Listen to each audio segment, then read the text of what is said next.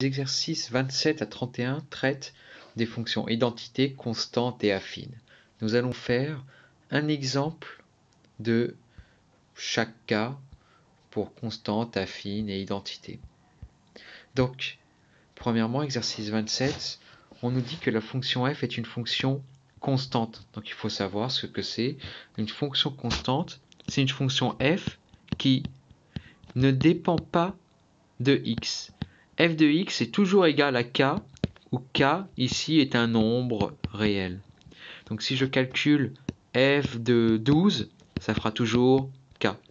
Si je calcule f de pi, ça fera toujours k. Donc ici, le but, on regarde, calculer m et n.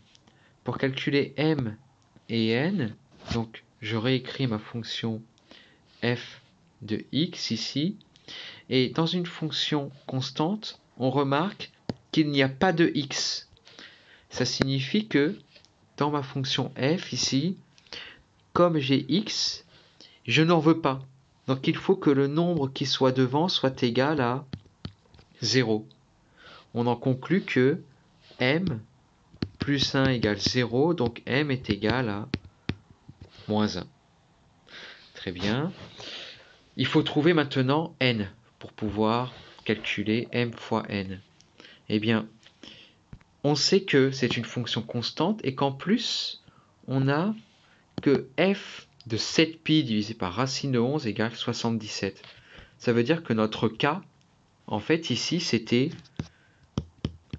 77. La fonction f sera toujours égale à 77.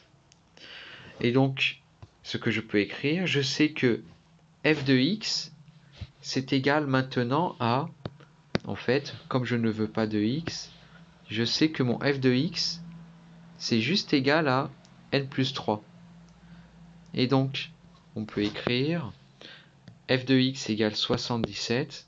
Ça revient à dire que n plus 3 égale 77. Et donc, n égale 74. Et on a trouvé m et n. On peut répondre à notre question. M fois n, c'est égal à moins 1 fois 74. Ça fait moins 74. Et on a fini. Dans l'exercice 28, on nous parle d'une fonction identité. Alors, il faut savoir ce que c'est. La fonction identité, c'est la fonction f qui à x va toujours donner juste x. Ça veut dire quoi? Si je calcule f de moins 3, c'est égal à moins 3. Si je calcule f de 72, c'est égal à 72.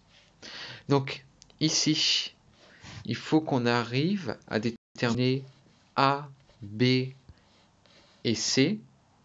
Donc, pour ça, il suffit de regarder notre fonction. On sait que f de 3x plus 5 est égal à tout ça. Ça fait une grosse fonction.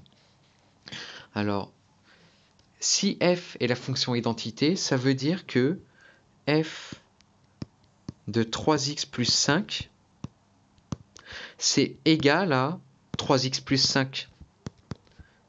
Parce que ici, au lieu d'écrire x, j'ai écrit 3x plus 5. Donc au lieu que ce soit égal à x, c'est égal à 3x plus 5. Et donc ça nous donne un indice pour retrouver A, B et C, parce que on nous dit en plus que f de 3x plus 5, c'est égal à, si je réécris tout, c'est égal à a moins 2 x au carré plus b plus 5 x plus a plus b plus c moins 3. Et donc, ces deux choses sont égales. Et donc, on va les comparer. Ici, j'ai du x carré, mais en haut, je n'en ai pas. Ça signifie quoi? Ça signifie que ça doit être égal à 0. Et donc, a va être égal à 2. Dans f de 3x plus 5, en face de x, ici j'ai 3 et là j'ai b plus 5. Ça signifie que ça, devant x, ça doit être égal à 3. Et donc, b doit être égal à moins 2. Et enfin, l'endroit où il n'y a pas de x, ici, on a juste 5, eh bien ce sera égal à tout ça. A plus B plus C moins 3. On sait que A est égal à 2, plus B qui est égal à moins 2, C, c'est ce qu'on cherche, moins 3, est égal à 5. Donc, on fait notre calcul, on a que C moins 3 égale 5, donc C égale 8. On a trouvé A, B et C. Eh bien, calculer f de A moins B plus C, ça revient à calculer f de 2 moins 2 plus 8. Donc ça revient à calculer f de 12. Et comme c'est la fonction identité, on sait que f de 12, eh bien, ce sera égal à 12. Et on a fini. Enfin, il nous en reste encore un après. La fonction, ici on nous dit que c'est une fonction constante. Donc je vous rappelle, fonction constante, c'est une fonction f qui à x donne toujours un nombre, on va dire k. Avec k qui est un nombre réel. Donc ici, pour pouvoir calculer cette image, il faut que j'arrive à trouver combien vaut k. À quel nombre la fonction est-elle toujours égale? Eh bien, on va partir de notre définition f de x égale k. F de x, c'est aussi égal à tout ça. Donc je peux le remplacer. mx plus 3 divisé par 2x moins 1 égale k. Ici, on peut essayer de faire des produits en croix. Ici, c'est comme si on avait divisé par 1. Et donc, ça revient à faire mx plus 3 est égal à k fois 2x moins 1. Et donc, on a mx plus 3 qui est égal à 2kx moins k. Et à partir de ça, on va pouvoir trouver la valeur de k. Parce que, on regarde, ce qu'il y a devant x, eh bien, va être égal. M va être égal à 2 fois k. On a que m est égal à 2 fois k. Et là où il n'y a pas de x, ici, plus 3, va être égal à, là où il n'y a pas de x, ici, moins k. Et donc, on trouve que moins k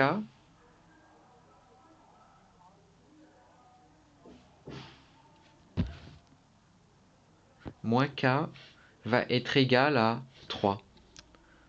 3 est égal à moins k.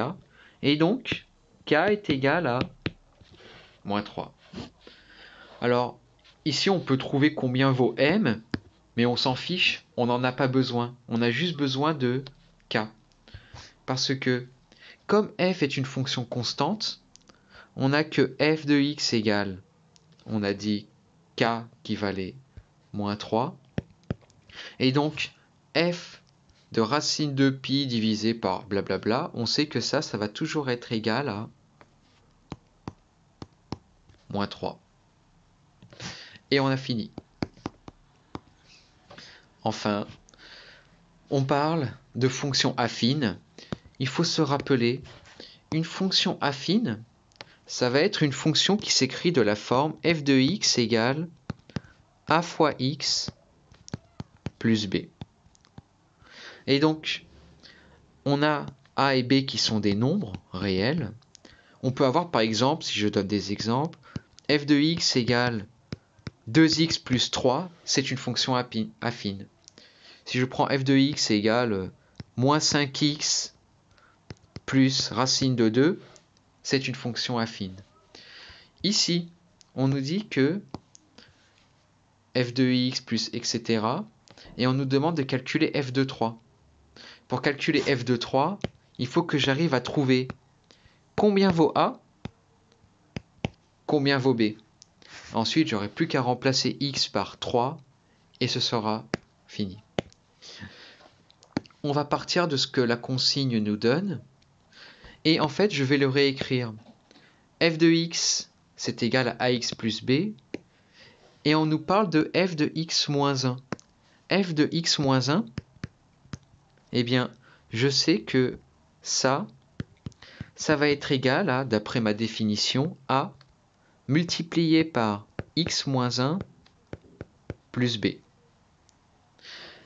On additionne les deux. F de x plus f de x moins 1, ça va être égal à ax plus b, c'est f de x, plus f de x moins 1, on a dit que c'était a multiplié par x moins 1 plus b. Tout ça, ça va être égal à 6x moins 1.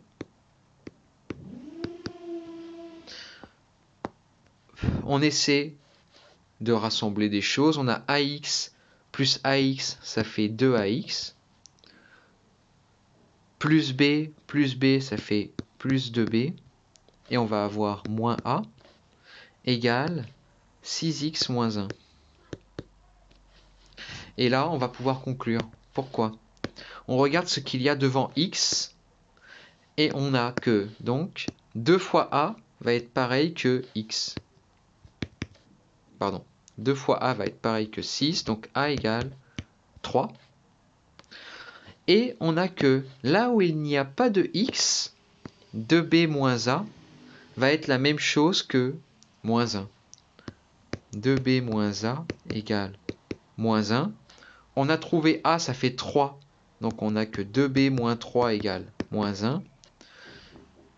2b égale 2. b égale 1. On a trouvé a, on a trouvé b. Je reprends ma fonction que j'avais au départ ici.